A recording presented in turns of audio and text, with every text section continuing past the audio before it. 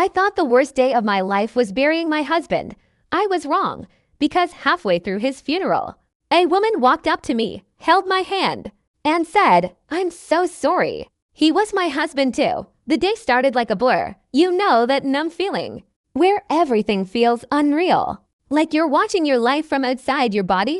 That was me. Standing in black, shaking hands, accepting condolences from people I barely recognized. My husband, Daniel, had died suddenly from a heart attack. No warning.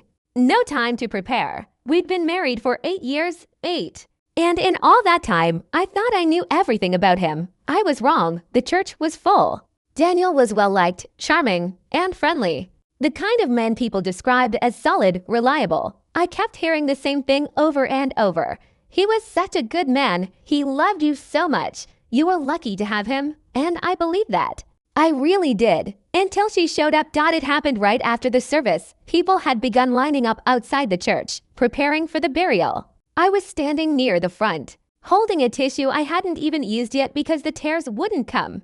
That's when I noticed her. She didn't look like the others. She wasn't dressed like a distant friend or a coworker. No, she looked shattered. Her eyes were red, swollen. Her hands were trembling, and she was staring straight at the casket. At first, I thought maybe she was a cousin I hadn't met, or an old friend. But then she walked toward me. Slowly. Deliberately. And before I could say anything, she reached out and grabbed my hand. Tightly. Like she needed me to stay standing. "I'm so sorry," she said. Her voice cracked. And then she said the sentence that rewired my entire reality. He was my husband, too. I remember laughing, not because it was funny, but because my brain literally rejected what she said. I thought this woman was confused, or grieving, or maybe she meant something else. So I gently pulled my hand back and said, "I think you've got the wrong person." She shook her head. "No, I don't." And then she did something I will never forget. She pulled out her phone. Opened her photos. And showed me my husband, standing next to her, wearing a suit I had bought him, smiling the same smile I fell in love with, except this time his arm was around her. My stomach dropped. I felt like the ground had disappeared beneath me. I couldn't breathe. I couldn't think. I just stared at the screen, hoping, praying that somehow I was mistaken, but I wasn't. There were more photos. Holidays. Birthdays. Anniversaries. I looked at one date, and my heart nearly stopped. It was the same weekend Daniel had told me he was on a business trip. I don't remember walking away from her. I don't remember who I spoke to next. All I remember is the sound in my ears, like static, and one thought repeating over and over, "How long?" Later that day, she found me again. This time, we sat down, away from everyone. Away from the noise, and we talked. Her name was Melissa. She had been with Daniel for 6 years. 6. They got married 3 years ago. 3. I did the math in my head. He married her. Well, he was still married to me. And then it got worse. She had a child, a little boy, 4 years old.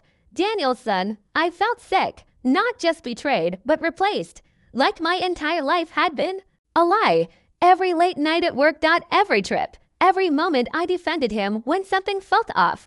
All of it suddenly made sense. But here's the part that broke me the most. Melissa looked at me and said, "I didn't know about you either." Double quote silence. Heavy, suffocating silence. Because in that moment, everything shifted. She wasn't the enemy. She was just like me. Another woman who loved the same man. Another woman who trusted him. Another woman who got played. We both sat there, crying over the same person, for completely different reasons. At the burial, people kept talking about what a great man Daniel was. And I just stood there, staring at his casket, thinking, you don't even know who you're burying. After the funeral, everything unraveled. Secrets started surfacing. Bank statements, hidden accounts. Another apartment, a whole second life, carefully constructed over the years. He didn't just lie. He lived 2 completely separate lives, and somehow never got caught. Until he died. It's been 9 months since that day. And honestly, I'm still trying to understand how someone can look you in the eyes every day, say "I love you," and live a completely different reality behind your back. Melissa and I, we still talk sometimes. Not often, but enough to remind each other that none of this was our fault. Because the truth is, The biggest betrayal wasn't just that he had another wife, it's that he made both of us believe we were the only ones. I buried my husband that day, but I also buried the life I thought I had and the woman I used to be. If you've ever trusted someone and later found out they were living a completely different life, you're not alone, and sometimes the truth doesn't come out until it's too late.